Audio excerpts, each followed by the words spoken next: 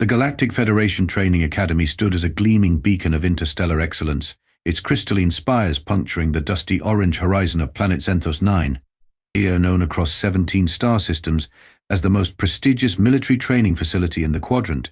It had produced the galaxy's finest peacekeepers for over 3 centuries. The Academy's motto, holographically emblazoned above its entrance in 12 different languages, proclaimed, "Many species, one force, zero weakness." Drill Sergeant Krux surveyed the new batch of recruits with 6 narrowed eyes, his leathery green skin pulsating with barely contained contempt. Standing at nearly 8 feet tall, with 4 muscular arms crossed over his chest plate, Krux was a living legend, a Thraxian war veteran who had crushed rebellions on 7 planets and survived 3 assassination attempts. His reputation for turning soft-bellied cadets into hardened warriors was matched only by his reputation for making 1 in 3 quit within the first week. "Listen up. Pathetic sacks of biological waste." His voice boomed across the assembly yard, causing several of the more gelatinous species to vibrate uncomfortably. "I am Drill Sergeant Krux, and for the next 6 cycles, I own your miserable existence.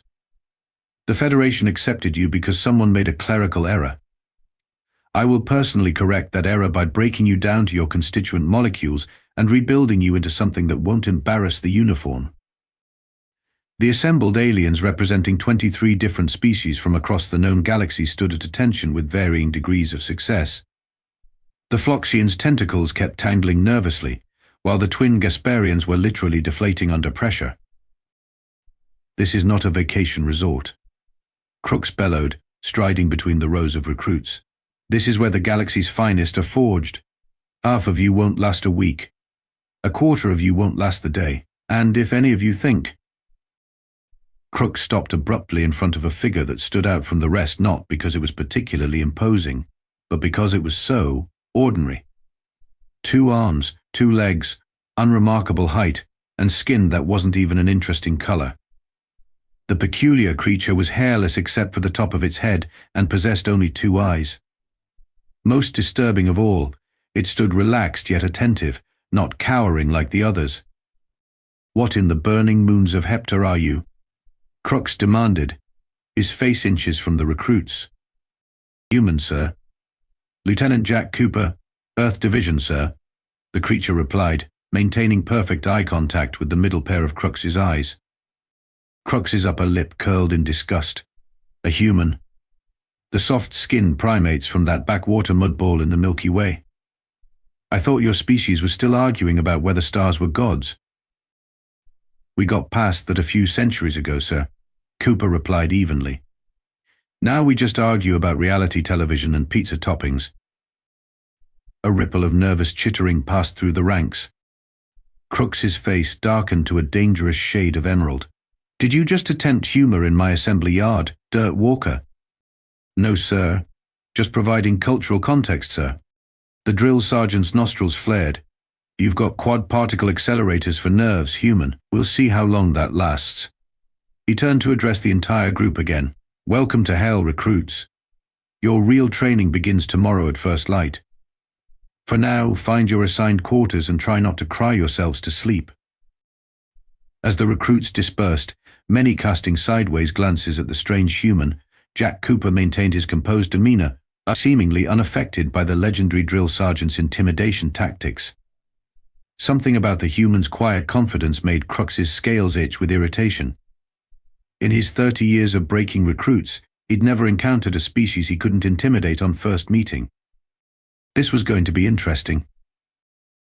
The next morning, as the twin suns of Xenthos 9 painted the sky an unsettling shade of purple-green, the recruits stood assembled before what appeared to be a nightmare architect's fever dream. Stretching before them was the infamous Gauntlet, a training course that spread across 3 square kilometers of artificially constructed terrain. The Gauntlet featured gravity-shifting platforms that randomly inverted every 90 seconds, laser grid corridors calibrated to the precise frequency to cause maximum discomfort without permanent damage, into quicksand pools that adapted to counter whatever escape technique was used, hovering spheres that discharged small lightning bolts, and razor-sharp terrain that reconfigured itself unpredictably. At the far end stood a simple platform with a single button, the completion marker that no first-day cadet had ever reached in under 24 hours. "Behold, the separator of the worthy from the worthless," Krux announced, gesturing dramatically with his forearms. "The gauntlet has been calibrated to test the limitations of all known sentient species. It measures not just physical prowess, but adaptability, intuition, and raw determination." The recruits stared in various expressions of horror. A luminarian's bioluminescent patterns shifted to distress colors. "Ah, dear." Two Macroxian twins clicked their mandibles nervously.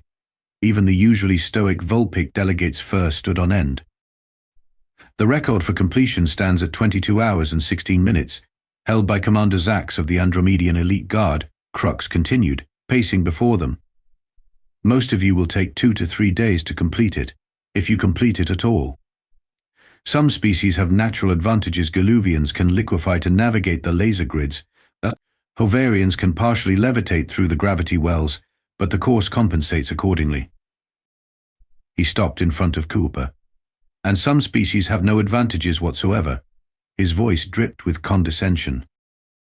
"The purpose of this exercise isn't just to torture you, though that is a delightful side benefit," Krux continued. "It's to demonstrate that no matter your biological makeup, no matter your evolutionary advantages, you all have weaknesses. The gauntlet finds them all." Lieutenant Morax, a blue-skinned Centaurian with 3 legs and exceptional balancing capabilities, raised one of his upper limbs. "Sir, what's the strategy for optimal completion time?" "Strategy?" Krux laughed, a sound like grinding metal. "There is no strategy that works universally, tentacle face. That's the beauty of the gauntlet. It adapts to counter patterns. The moment you think you've figured it out, it changes. Some segments require brute force, others finesse, some demand speed, others patience." The Centaurian nodded thoughtfully, already analyzing the visible portions of the course. "You'll each make your first attempt today," Krux explained. "You're not expected to complete it, just to familiarize yourselves with its horrors. Tomorrow, the real training begins, where I'll teach you species-specific techniques to overcome each obstacle." Vex Law, a crystalline prismoid known for their analytical intelligence, spoke up. "Sir, the statistical improbability of completion without prior instruction suggests this is merely a psychological exercise in futility." "Correct, Walking Chandelier." Krux barked. "It's about showing you your place in the universe at the bottom, looking up. Now, who wants to volunteer to go first and demonstrate their incompetence?" The assembled recruits stood in uncomfortable silence. Even the bravest among them knew a suicide mission when they saw one. "I'll go, sir." All eyes, ranging from singular to clustered by the dozen, turned toward the human. Cooper stepped forward, rolling his shoulders as if preparing for a light jog rather than a legendary torture course. "You'll go," Krux repeated, genuine surprise momentarily breaking through his perpetual rage. He recovered quickly. "Well, well. The primate wants to show off. Perfect. Let's all watch the human discover just how pathetically underdeveloped their species truly is." As Cooper moved toward the starting line, an insectoid recruit named Six, whose species was known for their 6-limbed agility, leaned toward him and whispered, "The first gravity well has a 3-second delay. Not enough to clear it, but—" "Thanks," Cooper nodded appreciatively. Silence in the ranks. Krux bellowed, "No helping the volunteer. The human wants to demonstrate Earth's finest. Let's see what that counts for in real galactic standards." Jack Cooper took his position at the starting line, conducting what appeared to be simple stretching exercises. Several recruits exchanged confused glances. Was this some kind of human ritual? The Melnarian psychic in the group sensed only calm focus from the human, which made even less sense given the circumstances. "Any last words before your humiliation, Dirt Walker?" Krux asked, mandibles twitching in anticipation. Cooper looked back at the drill sergeant with a slight smile. "Just one question, sir. Is there a time limit for today's attempt?" "Huh? Worried about dinner?" "There's no time limit because no one completes this course on day 1. But if you're asking for the record attempts you have until sunset, that's about 12 standard hours. The human nodded thoughtfully. I should only need one, sir. A wave of shocked murmurs rippled through the gathered recruits. 1 hour? Krux's laughter was so forceful it caused a nearby floating drone to destabilize. I'm going to enjoy watching you break, human. The Federation only accepted your primitive species as a diplomatic courtesy. Cooper simply nodded once more and faced the course. On my mark, Krux announced, raising one of his upper arms. 3, 2, 1, begin. The human took off with an unexpected burst of speed, heading straight for the first challenge, and the galaxy's most notorious training course claimed its newest victim. As Cooper sprinted toward the first obstacle, a series of platforms that randomly changed height over a pit of adhesive foam, the other recruits gathered around viewing screens that showed multiple angles of the gauntlet. None wanted to miss the spectacular failure that was surely coming. 50 Quatlus says he doesn't make it past the third section, chittered 6 to a fellow cadet.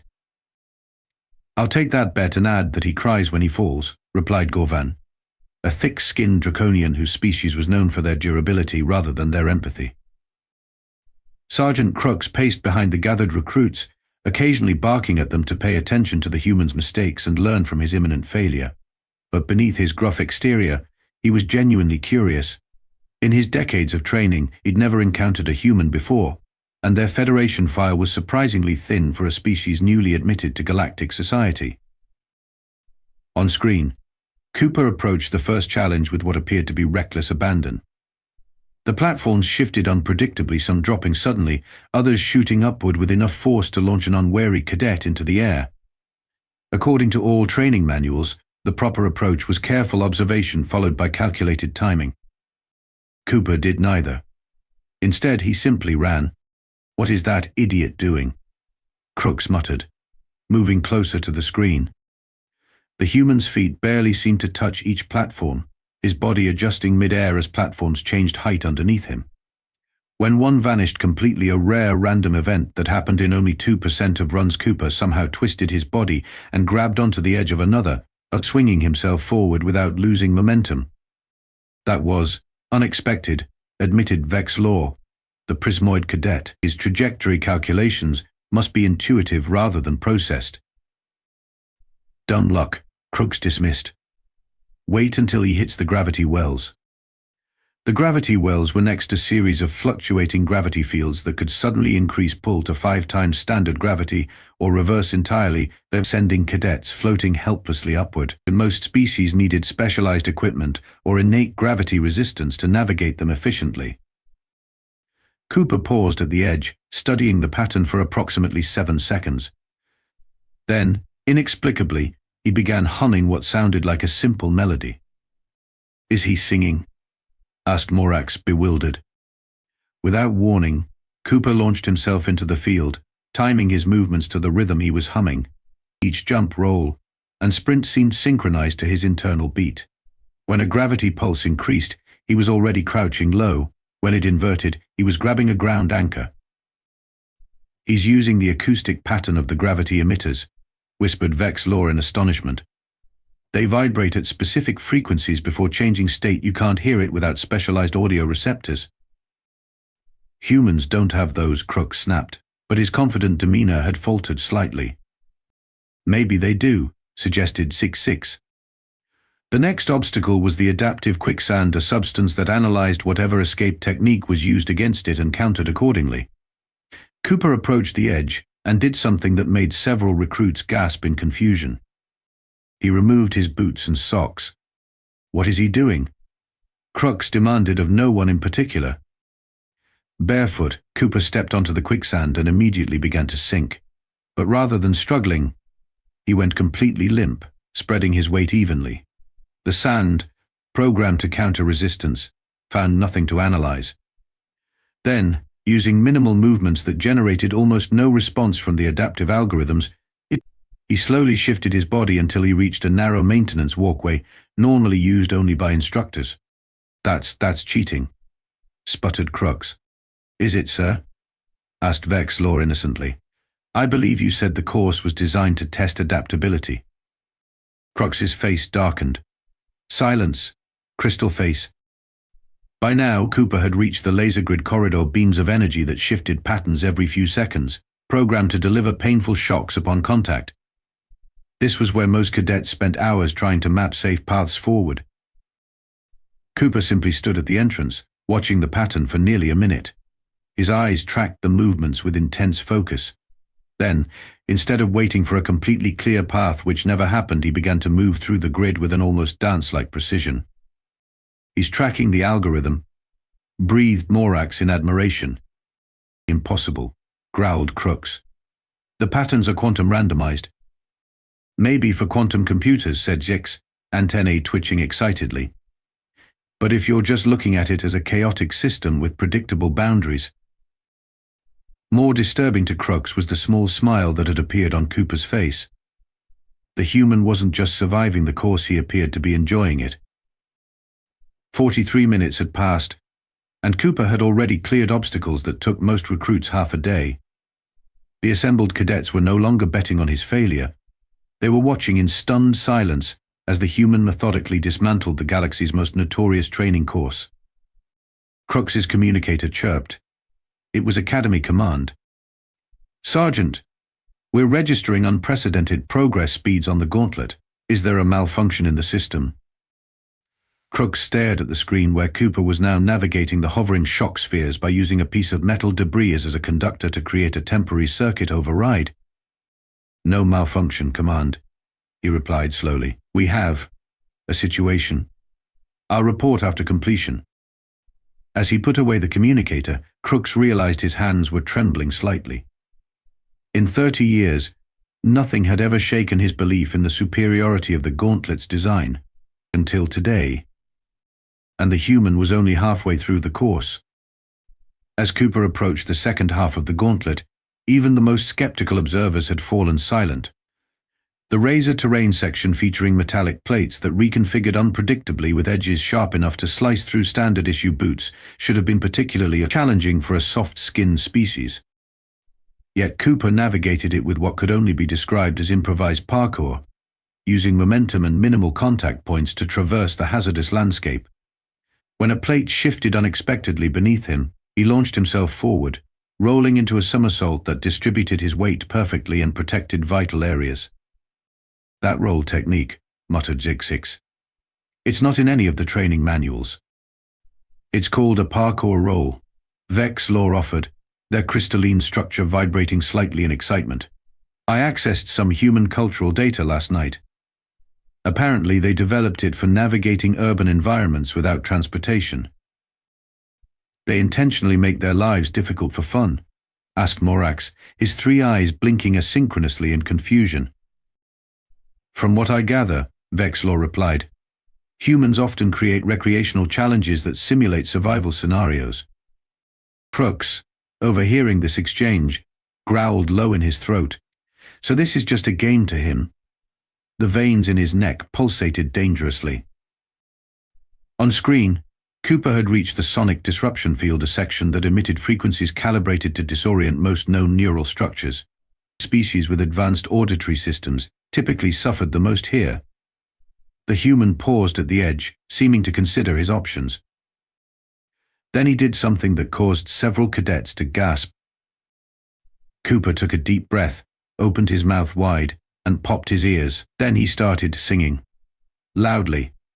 Off-key, something about never giving up and letting down. "What in the seven hells of Nagrath is he doing?" Krux demanded. "Bait." "Creating a counter-vibration," Vexlaw explained, fascination evident in their modulated voice. "It's crude but effective. He's using his own vocal cords to generate sound waves that partially cancel out the disruptive frequencies." "That shouldn't work," Krux insisted, though his voice lacked its usual certainty. And yet Morax gestured at the screen where Cooper was now actually dancing through the sonic field, still belting out his bizarre song. The next obstacle was the neurotoxin mist, a harmless but extremely uncomfortable vapor that triggered pain receptors without causing actual damage. Most cadets were reduced to crawling through this section, fighting against their own screaming nervous systems. Cooper approached the edge of the mist cloud, then stopped. He appeared to be considering something. Then, to everyone's astonishment, he removed his uniform shirt, tore it into strips, and wrapped them around his hands, feet, and face, leaving only his eyes exposed. "The toxin is absorbed through exposed skin," whispered Zix in realization. "He's minimizing contact surface." "But the airways," protested Gorvan. "You can't avoid breathing it in."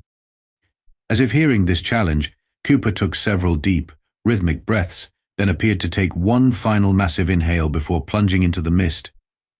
He moved with incredible speed, not breathing at all as he sprinted through the cloud.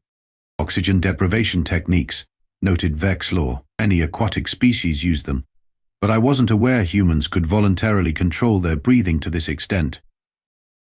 Cooper emerged from the other side of the mist cloud, gasping but victorious, having traversed a section that typically took hours to navigate in just under 2 minutes. Krux's mandibles clicked nervously. 51 minutes, he muttered, checking the chronometer. "This is impossible." The final challenge, the most notorious of all, was the psychic maze. Not actually requiring psychic abilities, it instead featured a labyrinth where walls became transparent or solid based on the cadet's approach angle and speed. The patterns were supposedly random, making mapping impossible. Most recruits spent hours in trial and error. Cooper stood at the entrance, studying the seemingly solid maze before him. Then he did something truly bizarre. He closed his eyes completely. "Has he given up?" asked Gorvan hopefully. "I don't think so," replied Morax. "Look at his stance." With eyes still closed, Cooper began to move slowly into the maze. Rather than looking at the walls, he appeared to be feeling the air currents. His fingertips extended slightly ahead of him, not quite touching the surfaces but detecting something invisible to observers. The holographic walls displace air molecules differently than the solid ones, Vexlaw realized aloud.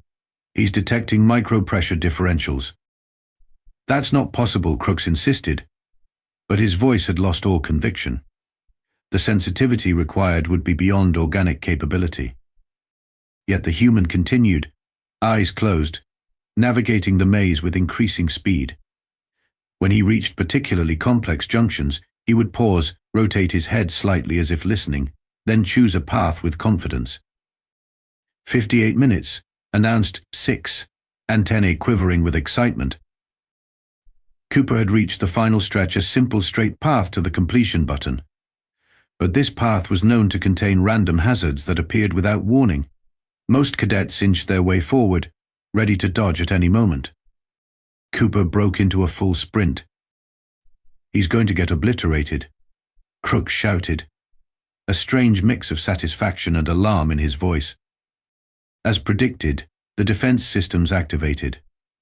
Electrified panels rose from the floor, shock poles emerged from walls, and small projectiles shot across the path. But Cooper moved like he was performing a choreographed dance, sidestepping, sliding, jumping, and rolling with just millimeters to spare. "Humans call it flow state," Vexlaw whispered reverently, "a neurological condition where prediction and reaction become virtually simultaneous." With a final diving roll, Cooper slammed his palm onto the completion button, then collapsed onto his back, chest heaving with exertion. The timer froze, 59 minutes, 47 seconds. Complete silence fell over the observation area. Even Krux seemed temporarily robbed of speech, his 6 eyes wide with disbelief. The human had done the impossible. The gauntlet, the ultimate test of alien capabilities, the course that had humbled the galaxy's finest warriors for decades, had been conquered in under an hour. And by a human, of all species. For a full minute, the only sound in the observation room was the soft hum of the monitoring equipment and the distant victory alarm announcing a gauntlet completion. The recruits stood frozen, some with mouths hanging open, those who had mouths anyway, others with appendages raised in mid-gesture. Sergeant Krux hadn't moved a muscle. His normally pulsating skin had gone completely still, a sign of extreme shock in Thraxians. One of his 6 eyes had developed a slight twitch. The silence was finally broken by the Academy's automated announcement system. Gauntlet completion registered. New record established. Lieutenant Jack Cooper, Earth Division. Time, 59 minutes, 47 seconds. This seemed to snap Krux back to reality, his skin flushed dark emerald, and all four fists clenched simultaneously. Impossible. He roared, slamming one fist into the nearest console, which sparked in protest. The system must be malfunctioning. No cadet has ever, no one has ever. He seemed physically incapable of completing the sentence. On screen, Cooper was still lying on his back at the finished platform, chest heaving with exertion, a small smile playing at the corners of his mouth. After a moment he sat up, wiped sweat from his brow, and began putting his boots back on.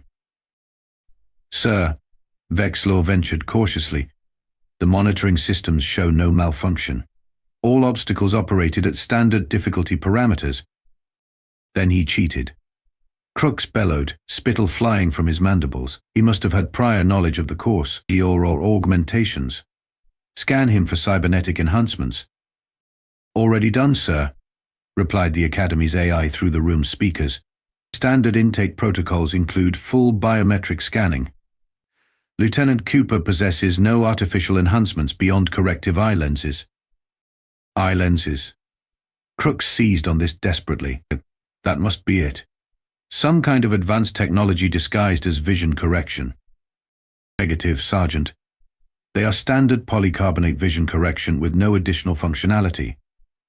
Crux's eye twitch intensified. Then he must have had inside information. Someone leaked the course specifications. Cooper's voice suddenly came through the comm system, as he had activated his badge communicator. "Permission to return to the group, sir."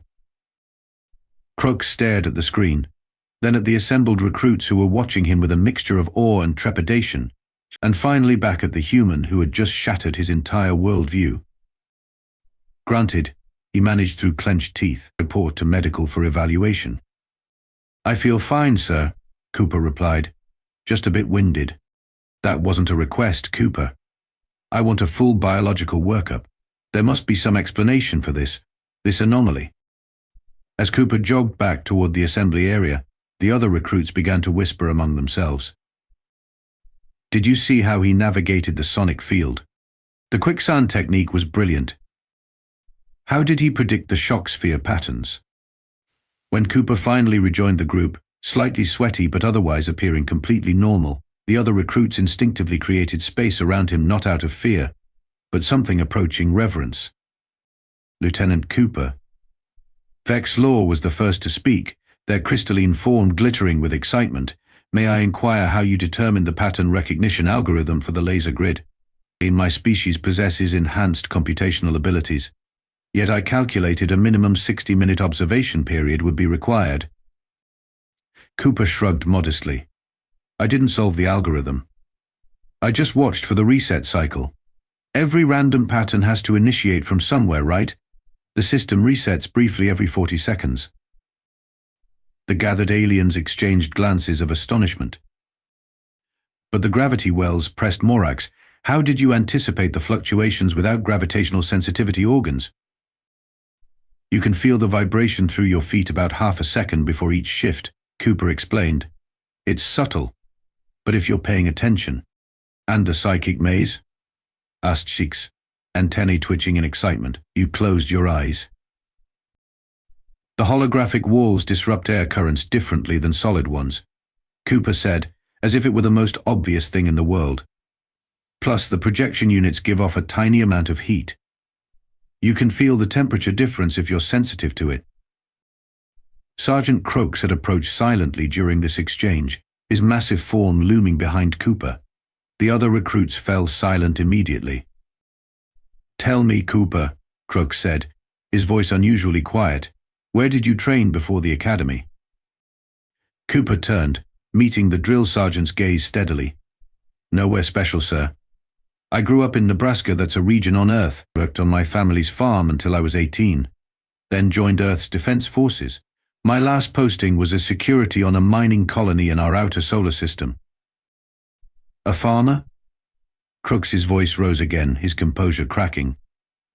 "You're telling me a dirt farmer just broke a record set by the galaxy's elite warriors?" "Yes, sir," Cooper replied simply. "Though we mostly grew corn, not dirt." Several recruits made choking sounds as they attempted to suppress laughter. And this, Cooper continued, gesturing toward the gauntlet, reminded me a lot of the obstacle courses we built as kids to pass the time during summer breaks. My brothers and I used to challenge each other to complete them as quickly as possible.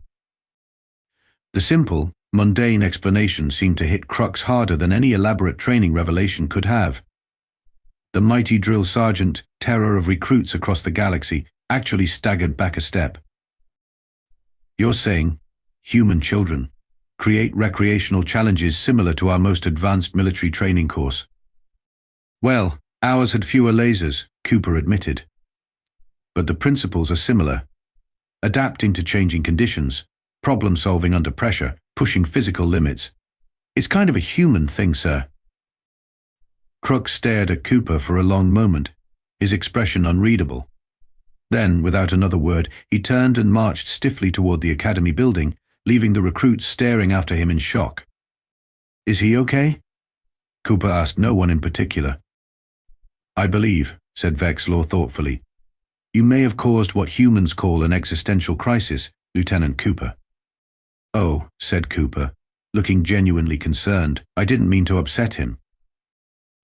You didn't just upset him, Six chittered, mandibles clacking in what approximated a laugh. You just rewrote the Academy's understanding of human capabilities and possibly destroyed Sergeant Krux's entire worldview in under an hour. The following morning, the recruits assembled at the training yard with a mixture of excitement and trepidation. Rumors had spread throughout the Academy like wildfire. A human had completed the gauntlet in under an hour. Sergeant Krux had locked himself in his quarters afterward, and the Academy command had called an emergency meeting of the training staff. When Krux finally appeared, he looked different. His usually impeccable uniform was slightly rumpled, suggesting he might have slept in it. His eye twitch had subsided, but he moved with an uncharacteristic hesitancy, as if still processing some profound revelation. Attention, he barked, though with notably less volume than usual. Yesterday we witnessed something unprecedented in the history of this institution. The recruits stood rigidly at attention, though many couldn't help darting glances at Cooper, who maintained perfect military posture while somehow still appearing completely relaxed. Lieutenant Cooper, Krux announced, step forward. Cooper complied, moving to stand before the drill sergeant. The Academy command has reviewed the footage of your gauntlet performance, Krux stated formally. After extensive analysis, they have confirmed that no regulations were violated, no augmentations were utilized, and no prior knowledge of the course was evident. He paused, mandibles working as if the next words physically pained him.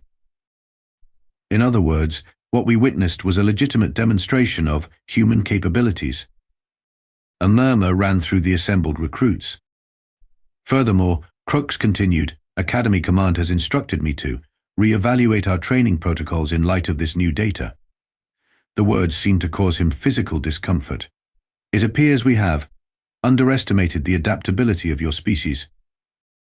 Cooper maintained a respectful expression, though the corners of his mouth twitched slightly. Lieutenant Cooper will therefore assist in tomorrow's training session, Krux announced, each word clearly extracted under duress. He will demonstrate his techniques for navigating various obstacles. The assembled aliens couldn't contain their surprise. Never in Academy history had a first-cycle cadet been asked to instruct others.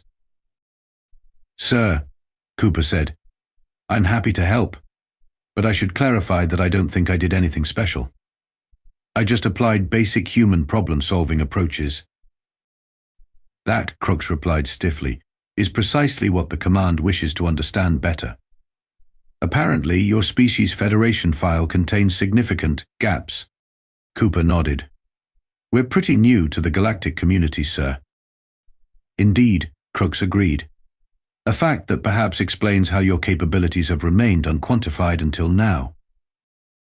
The drill sergeant turned to address the entire group. Today's lesson, recruits, is perhaps the most important one I can teach you. His voice had regained some of its former power. Never underestimate any species based on appearance or preconception. He gestured toward Cooper. This human doesn't look impressive. No extra limbs, no natural armor, no specialized sensory organs. Yet he conquered a course designed to challenge the galaxy's most advanced biological adaptations, using nothing but what his species would consider ordinary abilities. Cooper shifted uncomfortably under the attention. "Sir," he ventured, "if I may, humans don't really have extraordinary physical capabilities compared to many species here. We're not the strongest, fastest, or most durable. But we are persistent, adaptable, and we really hate being told something's impossible." Krux stared at him for a long moment. "Are you suggesting your entire species shares this stubborn determination?" "Oh, definitely," Cooper nodded. "In fact, I'm probably below average in that department. You should meet my sister. She once spent 3 days straight solving a puzzle box because someone bet her she couldn't do it in under a week." Six leaned toward Vex Law. "Is he saying there are humans even more persistent than him?" "Fascinating," the crystalline being whispered back. Crux's eye twitch briefly returned. "The Academy has existed for 3 centuries," he said, more to himself than the recruits. "In that time, we've integrated 19 previously unknown species into our training programs. Each required minor adjustments to our protocols." He fixed his gaze on Cooper. "It appears that humans may require more substantial recalibration." "Sorry about that, sir," Cooper offered. "Do not apologize for your species' capabilities, Lieutenant," Krux roared, suddenly sounding more like his old self. "The purpose of this academy is to harness the unique strengths of all Federation members. If humans possess exceptional adaptability and problem-solving skills, then by the moons of Hepta, we will weaponize that for the good of the galaxy." Cooper broke into a grin. "Yes, sir. As for the rest of you," Krux turned to the other recruits, "I expect you to pay close attention to Lieutenant Cooper's demonstrations tomorrow. The Federation's strength lies in our diversity. We learn from each other's natural advantages." Psst. As the group dispersed for their day's training, Six approached Cooper. "You know," the insectoid cadet chittered quietly, "there's an unofficial competition next week, the Urban Navigation Challenge. Teams of 3 have to find their way through the Academy City's most complex sectors using only basic tools. No one's ever completed all 7 sectors in the time limit."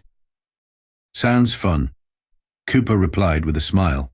"Are you inviting me to join your team?" Actually, Six's antennae twitched in what Cooper was learning indicated amusement. "I was warning you that several teams are already fighting over who gets to recruit you.